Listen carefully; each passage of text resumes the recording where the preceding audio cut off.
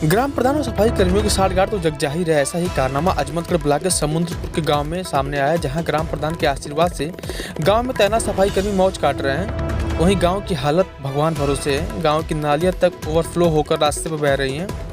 इस मामले में ग्राम प्रधान भी लापरवाह नजर आया है। ग्रामीणों की पीड़ा देख समाजसेवी मेहदी आजमी ने खंड विकास अधिकारी कार्यालय में पहुंचकर पत्र के माध्यम से सफाई कर्मियों की शिकायत की है। समाजसेवी मेहदी आजमी ने बताया कि गंदगी होने के कारण तमाम ग्रामीण बीमार हो रहे हैं। डेंगू, टाइफाइड जैसी गंभीर बीमारियां गांव में पनप रही हैं। अब बड़ा सवाल उठता है कि जिम्मेदारों की लापरवाही से गांव में बीमारी फैली तो जिम्मेदार कौन होगा, ये बड़ा सवाल है। आजमगढ़ से ब्यूरो चीफ अंकित सिंह की रिपोर्ट।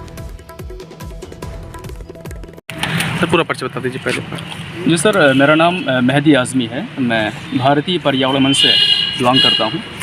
हमारी एक संस्था है, हम लोग अवेयरनेस पे काम करते रहते हैं। और मैंने समंदपुर में देखा, गांव का रहने वाला हूँ, समंदपुर गांव का।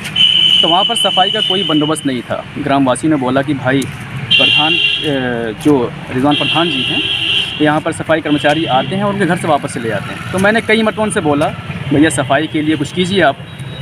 कचरे का ढेर लगा हुआ है, नाली का कोई सफाई नहीं है, मलेरिया, मच्छर, डेंगू बीमारी का प्रकोप फैला हुआ है। तो मैं इसके लिए खंड विकास अधिकारी के पास आया था एप्लीकेशन देने के लिए कि इस पर कुछ काम किया जाए और प्रतिदिन रोज़ उसको भेजें ताकि सफाई का बंदोबस्त जारी रहे। ये समस्या काफ़ी दिनों से, ये सब समस्या आप समझिए कि काफ़ी दिनों से है।